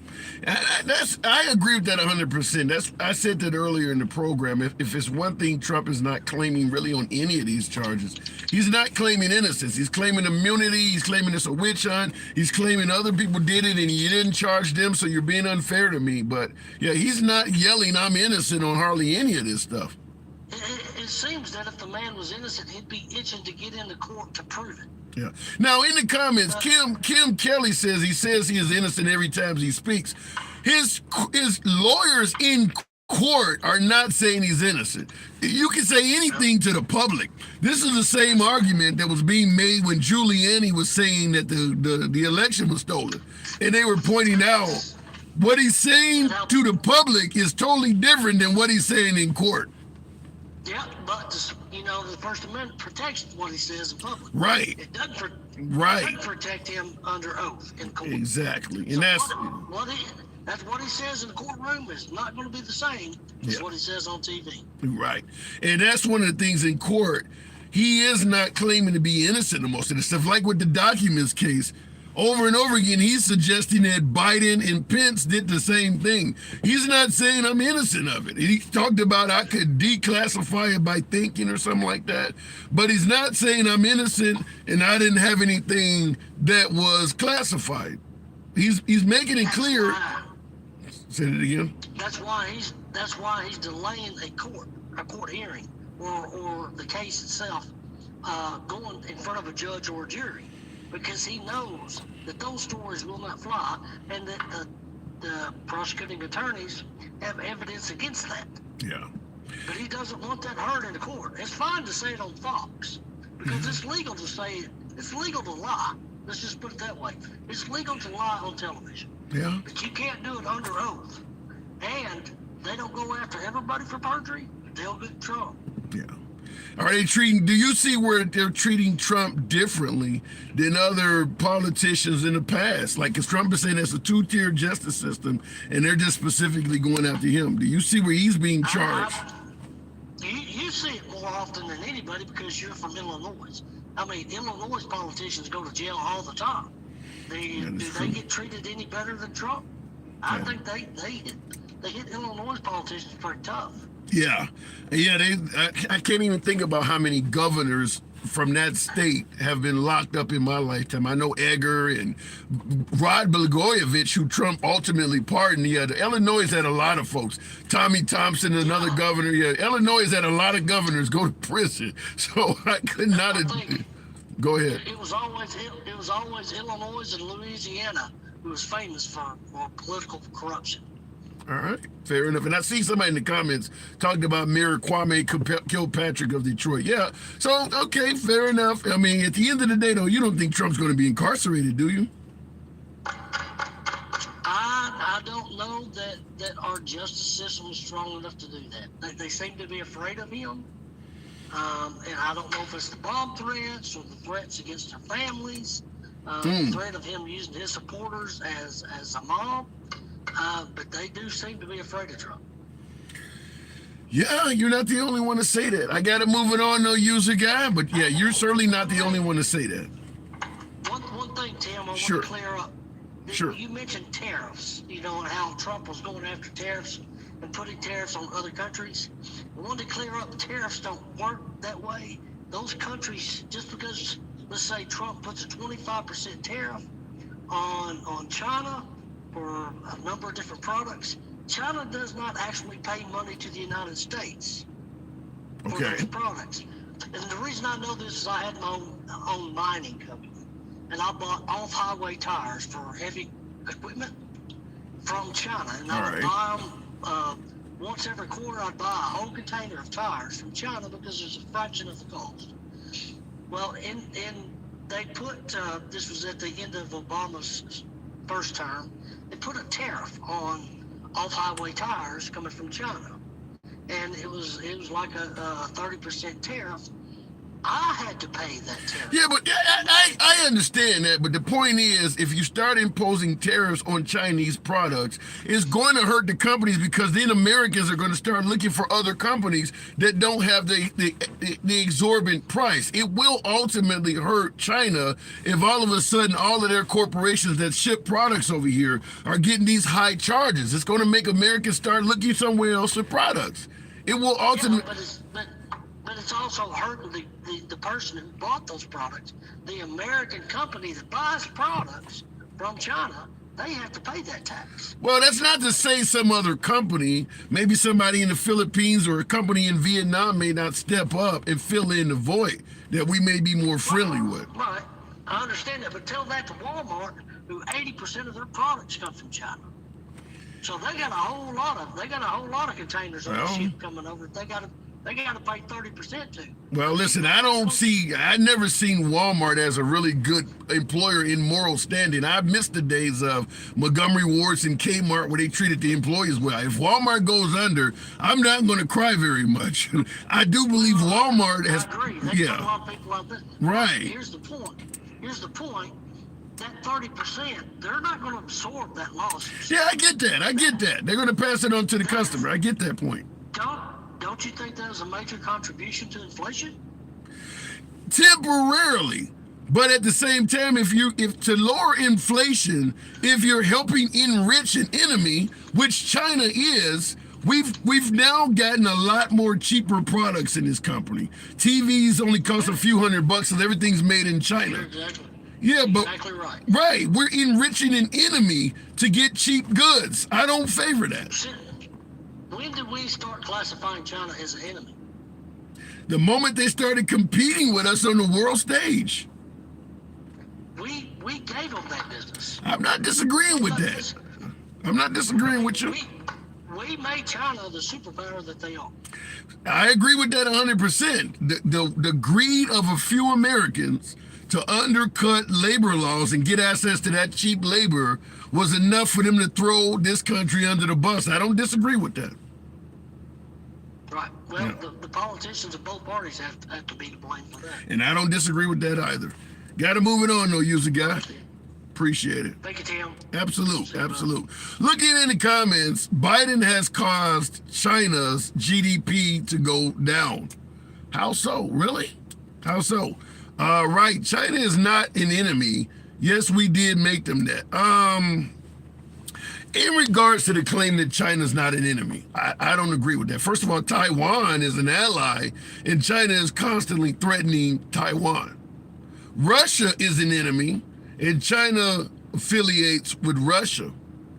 In fact, when you look at America on the world stage, when we're voting on different laws and legislation on the world stage, China is usually on the opposing side of that. I don't see China as a friend. I'm just going to tell you that. Certainly not a friend to the point when you look at how much we have enriched their society with all of the jobs and things we've sent to China at the expense of the American worker. Do they seem appreciative to you? I will submit to you, I will submit this. We should have sent those jobs to Mexico, Guatemala, Honduras. You wouldn't have the immigrant problem you have now. Because the Chinese could never get here. No matter how poor China is, only a few of them could come into the country. If we had enriched Mexico, Cuba, or some other country that's closer by, you wouldn't have the immigrant problem. If their economies were even slightly stronger, they would stay where they are. They don't want to come to a country where half of the citizens hate them. They encounter racism and discrimination. Often there's a language barrier. They're only coming as a last resort. This is not Cancun to folks coming out of Guatemala. This is not a vacation spot. So a lot of places in America where they're unwanted, they would rather stay home. If we had sent those jobs there, you wouldn't have this problem. Take those jobs from China, move them down there. I don't know how that could be done because we do go against passing laws and legislation that goes against corporations. But I'll tell you this, I don't care how cheap you could sell Fords or Chevys in the city, in the country of China. They're not going to let you undercut their industries with cheap shit. They would view that as a matter of financial national security. They wouldn't let us do to them what we did, what we let them do to us. Because we're fucking greedy. We're fucking greedy. That's the whole reason this happened, is a few people in this country wanted to get ultra wealthy at the expense of everybody's jobs. The salaries in this country have dropped because we're competing with Chinese labor. China wouldn't do that. China would not allow you to flood their market with U.S. products. They would not allow that. Because as we see, when it goes wrong, it can go really wrong. China's using that money to develop aircraft carriers and increase their military. Who do you think they see as military competition? So if we ever get into a conflict with China, that is American money that went to pay for that ordnance, those missiles, those vessels. All of that came from America, the same country they're bombing or they're getting into conflict with. It was a dumb decision from day one, but some people in this country got insanely wealthy because of it. Looking in the comments, Pipe says Trump hats made in China. That is true. That is true. Monologue incoming. How about outgoing? Have you seen the last TikTok of Ted Cruz and the reporter? No, I have not. What did I miss? We have been living in a spiritual slavery, not real slavery. That's kind of strong. That's strong language. Going back to the box. Spiritual slavery, huh? Yikes. Daddy Frankie. Good afternoon. Welcome to the program. Hey, how you doing, bro? I'm doing good. Political I'll be opposition. honest with you. You don't sound like a liberal. You sound more like a libertarian. How so? Explain. Because liberals, you don't sound like you're far to the left. I'm not. You're almost down the middle. Okay. I can live with that. I am also down the middle. I'm not to the right. I'm not to the left. I'm kind of down the middle. I don't like the right. I definitely don't like the left, the far left. But I consider myself down the middle. So if it comes down to a rematch between Trump and Biden, who you got? I would go with Trump. If Biden is real, I'm a big Trump supporter, but when the economy, I own Airbnb places, and during Trump's 4 years, I was killing it. Everything was beautiful. Do you know the last 2 years, I barely made $2,000. wow. Nobody's traveling, nobody's spending money, everybody's afraid. I mean, look at the economy. The news will tell you that the economy's doing great. It's really not. You look around, your friends, everybody's very scarce of their money, not spending like crazy. They're not doing what they normally do. So in my opinion, our economy is not doing that good. I gotta push back. I think it depends on the industry. I make more money than I did when Trump was in office. I mean, I know a lot of folks who are earning more. If you're in trucking, for instance, where fuel prices make a difference, you're probably earning less. If you are in the electric auto industry, you're probably making more. I think it depends on your industry. You're right. Yes, you're right about that. I agree. Certain industries are doing better, but I'm talking about overall. I can see that. I can see that. But a lot of folks do not.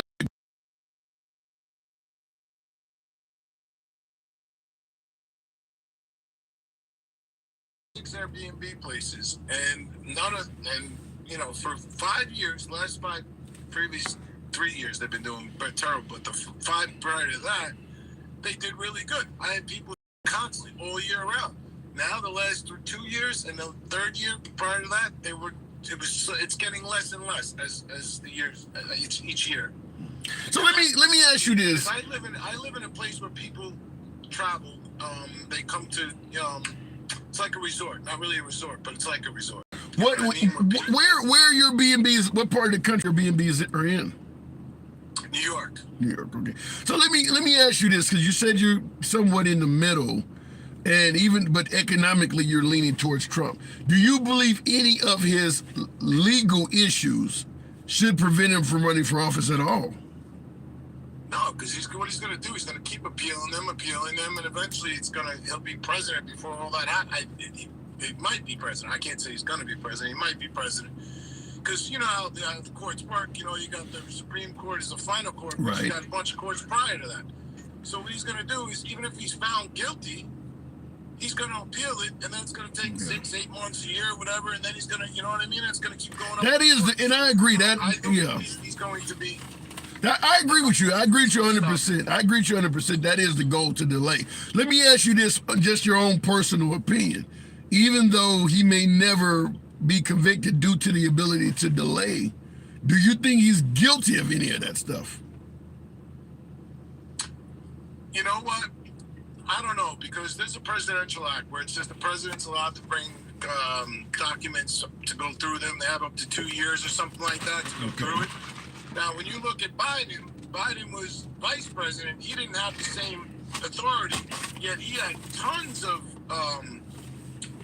classified documents everywhere. He had them in his garage, unprotected. So, and then they let him go, and they're trying to convict Trump. To me, it's a little fishy. Just a little fishy to me. You go after one side but not the other. That's not right. Go after both then. You know what I mean? Fair enough. So what about January 6th? You don't think Trump had anything to do with that? No, not at all. Not even a little bit. Because he said go there peacefully. He never once told anybody to raid the Capitol. Never told them that. He didn't direct anybody to do anything. All he said is let's go down there peacefully. And it's on record for him saying that. So how can you accuse somebody of, because certain people got out of line, that how could you say Trump did it? Unless they got. Do you believe January 6th would have happened without Trump? Well, no, because they went there because of him. Okay. Do you believe that what he told them was true? Stop the steal. Do you believe the election was stolen from him? That's up for debate. I do believe I did see some videos, and I did see some stuff where there was some shady stuff going on, and I can't be 100% on that. You know what I mean? I can't say either or. I don't believe Biden got 81 million votes. I just don't. You're telling me he got more votes than Obama? Obama was loved by tens of millions of people. No, he didn't know. No, Trump. Let me interrupt you. Let me interrupt you. I've said this numerous times. Biden did not get 81 million votes. I've said this. On that ballot, you had 3 boxes. You had a box for Trump. You had a box you could check for Biden. You had an imaginary box that stated, I'm not a big Biden fan, but I would vote for anybody other than Trump. That box didn't physically exist on the ballot. But if it had, it would have received millions of votes. But because it didn't exist, Biden got all of those votes too. So Biden didn't get 81 million votes. He got probably half of that, and the anti-Trump vote he got by default, because it doesn't exist in real life, which is probably also 20, 30 million votes. So the 81 million votes that Biden got are really consistent of mostly anti-Trump votes. Can I ask you a question? Sure.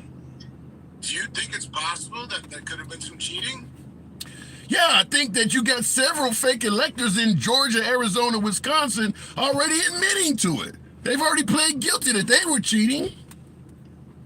So it is possible that he didn't get 81 million votes, because I also saw, I don't know if you saw 2,000 Mules, but that showed them stuffing, a bunch of ballots in all these places, and it also showed a video of them. They closed everything, they blocked everything out, and then they took boxes from underneath the table, and they reran those ballots over and over again in the machine to keep calculating. You know what I mean? Because I find it fishy. In Pennsylvania, Trump was ahead by 600,000 votes, and then you're telling me 6 hours later Trump didn't get no votes, and then Biden pulls ahead by 300,000. So that means 900,000 votes. Well, here's the issue I have. So I find things fishy. I Yeah. can't say either way. Okay, but hold on a second. Yeah, but it's a difference between fishy and automatically jumping to Trump won by a landslide, which is what Trump is telling people. I could leave my door unlocked. That means somebody could have access to my house and break in. Doesn't mean it happened, though. And that's where, like you mentioned, 2,000 Mules. They're showing, I've seen the movie 6 times. They're showing video looking top down at ballot boxes, and they're showing where this shows ballots are being stuffed. Looks fishy to you, looks fishy to me. What they don't show you is what's actually on the ballot. They just are assuming that all of the fishy stuff is benefiting Democrats. There's no evidence of that. Yet in the movie 2,000 Mules, at the end of it, they tally up all of the suspicious stuff they've seen and count all of those votes as votes that would have went for Trump. You haven't seen what is on a single ballot. You can't assume that is it not possible a Republican can use those same methods to cheat? Or are we just assuming that Republicans are honest and Democrats cheat? No. But if that was the case, then I think Trump would have won. If it was the other way around and there was stuff in the ballots for Trump, wouldn't Trump win? You don't know, because you don't, when you see the ballots being stuffed, you don't know if 20% of those are cheating for Democrats or 100% are or 80%. You don't know. You can't make any legitimate decision. Right. That's why I can never say for sure. I'm agreeing with you. I can't say for sure that, either way. But, I don't trust the last election at all. Okay. I don't think that Biden got more votes than Obama. Obama was loved. You see the crowds when Obama went around. He was loved. Yeah, but I just explained why Biden got so many votes. You're talking about Obama was loved. Well, Trump was hated. Trump was hated by a lot of people too. That equates to votes. True. That equates to votes. But the point I'm trying to make, though, is Trump had no business, unless you can tell me otherwise, 2 months after the election, January 6th, 2 months, 2 days after the election. What evidence was presented to show that on that day, the Democrats had stole the election? He was there 2 months later telling people that the Democrats had stolen the election and he won by a landslide. Only 2 months. Most of the investigations were still in progress. Why would he do that? I don't think he won by a landslide because there was a lot of haters out there. But like I said, I can't really say on that day what happened. Because nobody really knows. Nobody can say. Why don't we know though?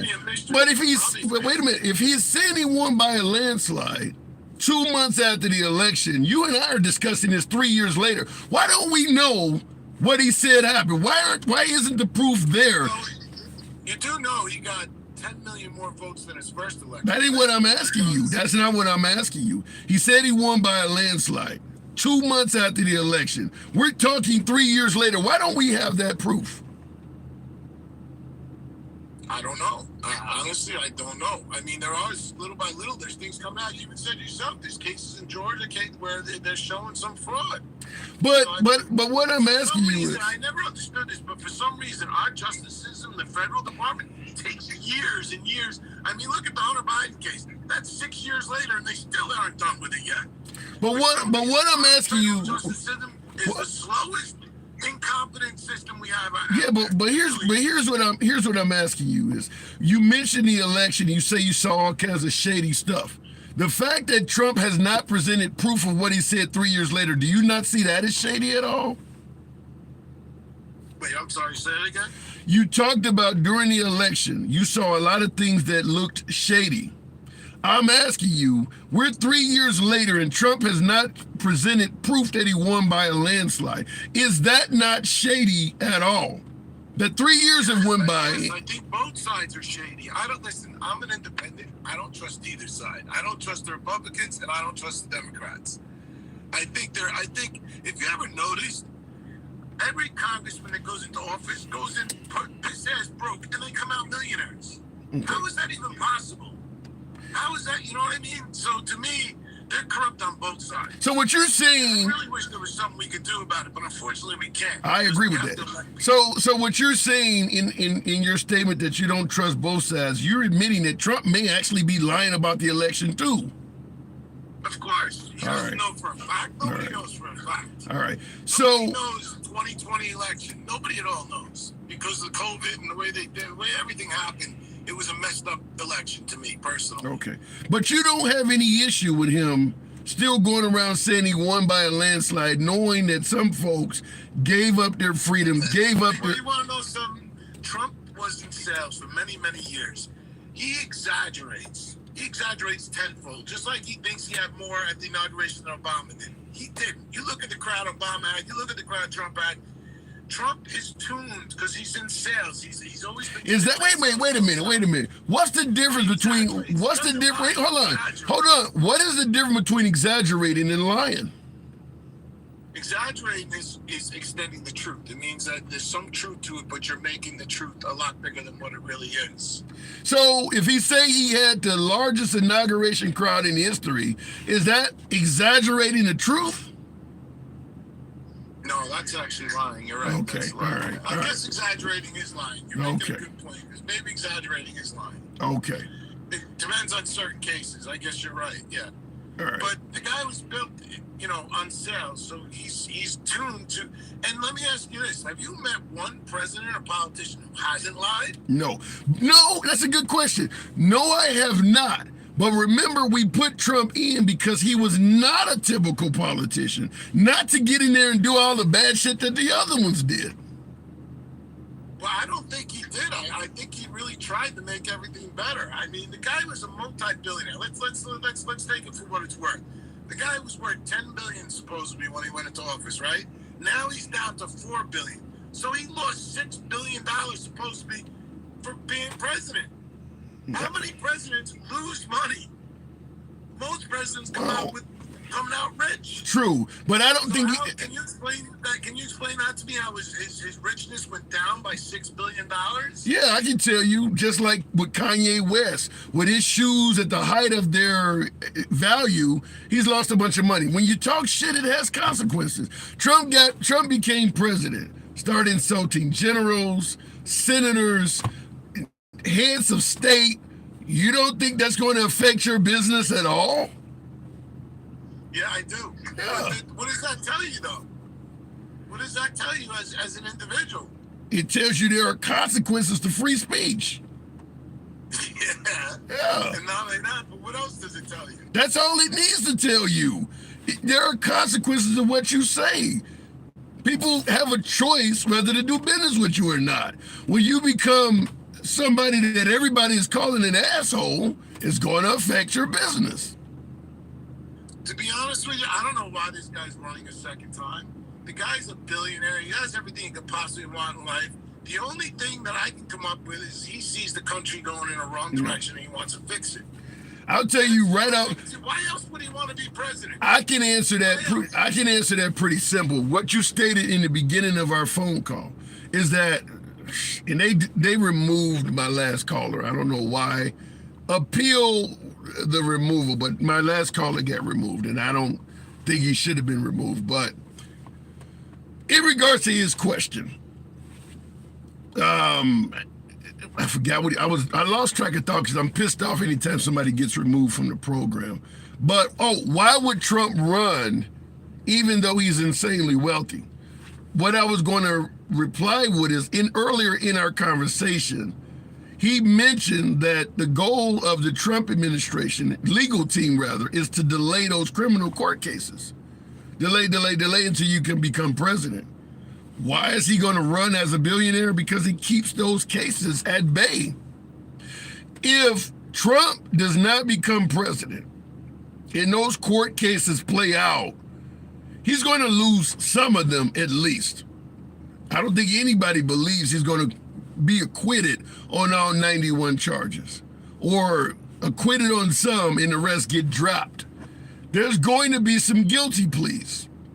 So why would he run as president? To avoid all of that. If Trump becomes the president, he can get rid of Merrick Garland, and out goes Jack Smith. Put in some Trump-friendly federal prosecutors who will suddenly decide those cases were indeed a witch hunt, and the federal government has decided to drop all charges. That's the goal. That is why he's running for president, is to interfere with that.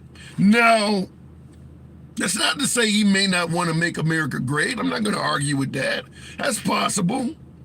Very possible that he may become president, get the economy the way you like, get some of these world leaders to cooperate. Anything is possible. But one thing we can all agree on, beyond a shadow of a doubt, if Trump gets reelected, he's going to interfere with his court cases. We know that. He is going to appoint people that are going to be favorable to him in court. He's going to interfere with that. That's the goal. Not to mention, perhaps, pardon himself. Perhaps he can pardon himself, or you got a lot of folks taking immunity deals and going to testify against Trump. If Trump becomes president and suddenly pardons all of them for their crimes, there goes their testimony. No need to testify against Trump if you're not facing any consequence. All of those folks, the fake electors, you name it, they'll all be offered a pardon. You don't have to testify if I pardon you. They have nothing over your head now. So I'm not saying that he may not be a decent president if he gets reelected, but he will interfere with his own court cases. So when you ask why would he run again, that is the number one reason. Because if Trump decided not to run and those cases came to a conclusion, he's going to lose some of those cases. He's going to go down in history as a president that was corrupt. Even Nixon wasn't convicted of anything. Trump will be. Now we can say it's a witch hunt. It's a corrupt prosecutor here or there. They had it in for him. We can fill in the blanks with anything you want. But at the end of the day, he will be convicted of some of that shit. And I don't know if history is going to agree with that they're corrupt. He will be convicted. So that's why he's running, is to interfere with his court cases. Anyhow, as always, appreciate you folks tuning in. If you enjoy civilized dialogue, both sides of the aisle, them voices going out. Follow the program. Man, you just said the best analogy ever on this show. Shelton, appreciate that. Thank you, Shelton. Thank you. Did you see the blisters on Trump's hand today? No. Why would I be concerned with that? Trump has blisters on his hands. From doing what? Wow. You're zooming in too much. You're zooming in too much. All right, we'll do one more. One more. Okay. Blisters on his hands for what? Amandale King. How he's now using Nikki's real name. He's not calling it a bird brain anymore. Thank you for letting me come up. First of all, Appreciate it. and it's actually really refreshing to listen to somebody that is in the middle, because that's how I feel as well. You know, like I don't like certain things about Donald Trump, like this rhetoric. Or like this stupid rhetoric, like we're gonna build a dome over the United States and things like that he's saying, like that's a turnoff to me. You know what I mean? Because I'm like, okay, well, how are we getting oxygen and the carbon dioxide is gonna kill us? And I mean, like, there's just so many fallacies. You know what I mean? And like some of the things or some of the strategies that he or his approach that he's taken, but in the same line, I'm also concerned about Joe Biden and the way that they've showed him in the last 4 years. They showed him deteriorating right before our eyes. You know what I mean? I'm not very confident, if God forbid something happens to Joe Biden, what Kamala Harris would be able to do. And I'm gonna be honest, I don't think Joe Biden ever got a grip on COVID or inflation. What do you mean when you say what do you mean when you say he didn't get a grip on COVID? You think COVID is just as bad now as it was when he became president? What I do think is a lot of things that they were saying before he was actually in office, like we're going to mandate everybody wear a mask, we're going to, all those things that he was saying when he actually got in office, he actually recanted on a lot of that. You know what I mean? So what you wanted him, you wanted those mandates? I mean, I'm going to be honest with you. It wasn't really about me wanting them or not wanting them. It was about him fulfilling what he said, regardless if I agree with it or not. Like, you know what I mean? Like, he was like, oh, Donald Trump is doing a bad job. You know, he's not making people wear masks, and he should, because... So let me interrupt him real quick. Tap the screen, folks. Get your boy up to 90,000. Gas Can Eddie. Thank you for those glasses. Shout out to you. Gas Can is a friend. And tap the screen, folks. So you're saying with the mandates, he stated it. I mean, you're holding him accountable, but at the end of the day, you didn't want the mandates? I was okay with wearing my mask. Okay. You know, I was okay with it. What about being forced? But what about being forced by law? To be forced by law in certain areas, I did agree with. Like New York City, I was in New York City. It was 9 million people there. I did agree with that. Just because of the way that, you know, it was spreading. We didn't know what it was. You know what I mean? We didn't know how we were getting it. You know what I mean? So I was actually okay with them saying, yo, if you want to come into the store, you got to wear a mask. I was okay with that. But between that, inflation, I feel like even when Kamala Harris was put in charge of the border and all that, you know what I mean? I don't think a lot of these issues were resolved. Like, you know what I'm saying? And he got a lot of flack for a lot of stuff, but then it's like, what's the issue right now with the border? It sucks. Like, you know what I mean? Like, right. So it's like certain things I expected Joe Biden to come in and do based off of what he was campaigning like that. I just expected him to be more assertive. And like being in New York City, if you guys, anybody knows about New York City, like sometimes I think Donald Trump might have been right about some of the things he was saying when it comes to immigration, because of the fact, like in New